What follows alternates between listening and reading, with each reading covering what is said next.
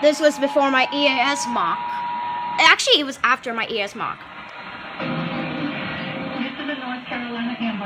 I knew the scroll text already. I made my mock already. Look in my channel to find it. It's below this video on my list. He has short hair and brown eyes. Allegedly, there is one abductor, Camille Michelle Singleton. So my oldest grandma gave me a new phone. Has no service yet. It went off for the Amber Alert. I heard EAS tones come from it. I didn't know you could do that.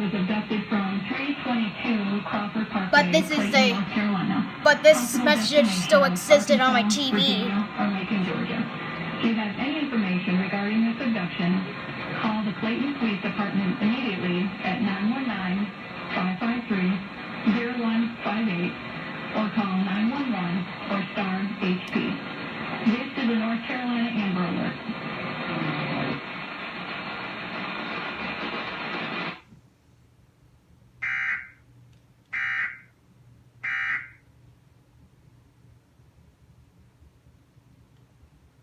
Best Chance Day. So that